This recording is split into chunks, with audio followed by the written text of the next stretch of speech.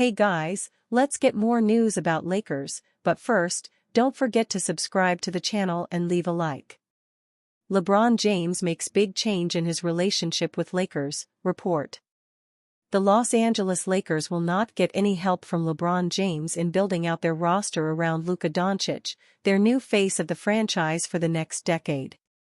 Unlike last offseason when James took a pay cut to help the Lakers get under the first apron, James is taking no discount this time, Jovan Buha and Sam Amick of The Athletic reported in the aftermath of the Lakers' elimination from the postseason.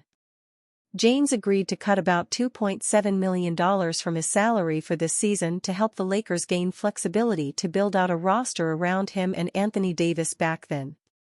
But after Davis was unceremoniously traded for Doncic, James' feelings toward the organization have changed. James took notice of how the Lakers accommodated Doncic right away after the trade, while his and Davis's wishes were not met in the recent past. ESPN's Dave McMenamin reported that after the Lakers traded for Mark Williams, which was later rescinded due to a failed physical, it had a noticeable impact on James' changing dynamics with the organization. This enthusiasm and eagerness to make Doncic happy haven't always been seen in instances with James. What is clear is that Doncic will have a say. And it wasn't lost on James' camp, ESPN's Dave McMenamin wrote. Pelinka prioritized Doncic's involvement upon his arrival and immediately engaged in the Williams trade that he'd asked for, when James had for years wanted the team to trade its picks to improve its roster. James' unsolicited quip on the Davis trade during his post-game press conference after they got bounced in the first round is a seemingly veiled shot at the Lakers. No comment, I'll never say that, because my guy AD, Davis, said what he needed, and he was gone the following week, James said in jest. I got no comment. I put that uniform on every night, I gave everything that I had, and that's all that matters. As they say, jokes are half meant. James has a $52.7 million player option for next season, which he has to decide on by June 29. You don't know what the roster will look like next year besides the guys that are locked into contracts, James said. Expletive, I got a lot to think about myself. So I don't know what the roster will look like. I don't know where I stand right now. The Lakers do not have enough cap room in the offseason to sign a significant addition in the free agent market if James opts into his player option. Lakers, Luka Doncic dubbed top trade partners for $48 million big man. The Los Angeles Lakers need an upgrade at the center position if they want to keep Luka Doncic happy, which should make acquiring the correct player a top priority this summer. Who that player will be, however, is up for debate. The first relevant question involves how LA will attempt to go about procuring a new big man. Reports coming out of Los Angeles following the Lakers' disappointing first-round playoff exit is that LeBron James, who will play at 41 years old if he returns next season, doesn't plan on giving the team a break financially. If James returns to the Lakers, though, league sources say he's not expected to consider the kind of pay cut that was in play around this time a year ago, Jovan Buha and Sam Amick of The Athletic wrote on Friday, May 2. Last summer, James took a discount of approximately $2.7 million to help the Lakers stay under the second apron and maintain roster flexibility. Should James opt into the final year of his contract, which is worth $52.6 million, or opt out and sign a new deal worth even more, the Lakers won't be able to pursue a viable center through free agency because they simply won't have the salary cap space to do so, unless the franchise is willing to venture into the luxury tax. And since the Lakers don't have a first-round pick in the upcoming NBA draft, that leaves a trade as the best roster-building option.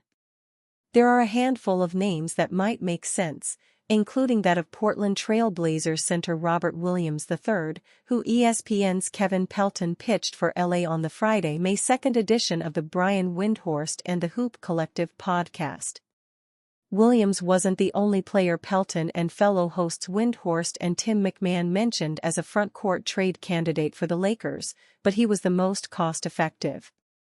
If you're looking lower cost, maybe Robert Williams from Portland, Pelton said. They have an overload at center. they like Robert Williams in the locker room, so they haven't been in a hurry to move him. But that would be somebody that would fit into the Lakers' salary structure pretty easily for one of those expiring contracts that we talked about, and maybe a minimum guy. The issue with Williams, who was the defensive anchor for multiple Boston Celtics teams that challenged for titles, is how often he is injured. Across Williams' 7-year career, he has played more than 50 games just twice and more than 60 contests only a single time, 2021-22. Williams has been in Portland for 2 years and appeared in a total of 26 games, including 20 last season. He is currently playing on a 4-year contract worth $48 million total that runs through next year, when his cap hit is $13.3 million. Two other options the ESPN trio mentioned on the podcast were Nick Claxton of the Brooklyn Nets and Daniel Gafford of the Dallas Mavericks. The problem with Claxton is that his salary is north of $25 million next season, which Pelton pointed out would likely mean a trade with LA that involves 3 Lakers players, and that would be far more complicated to work out. The issue with Gafford is that the Mavericks may be hesitant to do more business with Los Angeles so soon after the Doncic trade, considering how poorly that went over in Dallas. The Lakers would probably also need to surrender their sole tradable first-round pick plus multiple of the 4 first-round pick swaps at their disposal. For early Los Angeles Lakers trade targets in 2025 NBA offseason. After securing a top 3 seed in the Western Conference, there was strong belief that the Los Angeles Lakers could make a deep playoff run. However, those beliefs were quickly dashed as the Lakers were thoroughly outplayed by the Minnesota Timberwolves in the opening round of the NBA playoffs. With the offseason now on the horizon, the Lakers will likely turn to trade targets to try and improve the roster. During a post-game media availability session, Lakers general manager Rob Pelinka made it clear the roster needs the team has going into the offseason. The big item of business the Lakers first need to clear up is LeBron James' contract situation.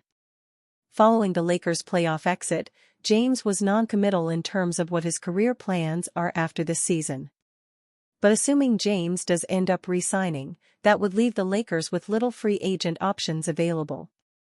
There are a few relatively inexpensive options the Lakers could realistically acquire on the free agent market, but trade targets are likely going to be their major source of roster improvement. Here's a look at some of the early options the Lakers might target in offseason trades. Brooklyn Nets big man Nick Claxton is a name that's been linked to the Lakers since this past season's trade deadline, and it stands to reason that he might be available this offseason. The Nets are currently in a rebuild, and one of the reasons why they failed to secure a high draft pick was due to not unloading enough of their higher-priced veterans. Claxton is coming off the first of a 4-year contract he signed with the Nets last offseason. He was reportedly available at the deadline, and there's not much reason to suggest that wouldn't still be the case in the offseason. Claxton's rim running and defense are exactly what the Lakers need. This past season, Claxton appeared in 70 games at a little over 26 minutes per game. He averaged 10.3 points, 7.4 rebounds, 2.2 assists and 1.4 blocked shots. He shot 56.3% from the field. Claxton would come in and slot right away as the Lakers' starting center. In terms of what it might take to trade for him, the Lakers probably would have to put together a package of expiring contracts such as Gabe Vincent, Rui Hachimura and/or Maxi Kleber, and then also including one of their future first-round picks.